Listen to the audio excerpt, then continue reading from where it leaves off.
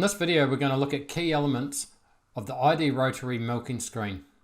First of all, let's take a look at the bales. This column here shows the bales. As they rotate, the bales will move down the screen. The next column we're going to look at is the animal column. The animal column shows the animals as they enter the platform and are allocated to a bale.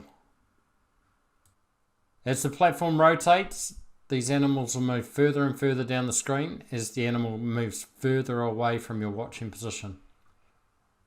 The area indicated by these bright blue lines are your watching position. This is your standing position. This can be adjusted in settings to be at any location of the platform. The animal in the watching position can be controlled with any of the elements of the action bar.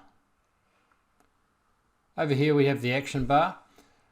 Any of these buttons will relate directly back to animal 1, 2, 3, which we know is in the watching position. We can use any of these features to look up the animal info, draft left or right. These are the quick events. These can be added in MINDA Live and customized to suit the time of year or the task at hand. The next thing we're going to look at are columns. The columns displayed and the order of the columns displayed is completely customizable. This can be done under settings. You may want to change the columns to suit the tasks you're performing to show the relevant animal information.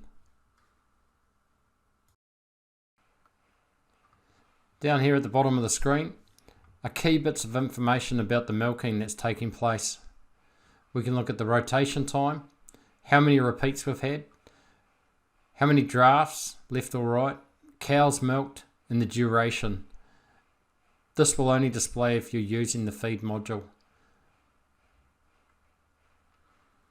As you can see, there is a lot going on here on the milking screen. There are many different help videos showing you how to customize and change the different elements we've looked at. Just search here to find the one you're looking for.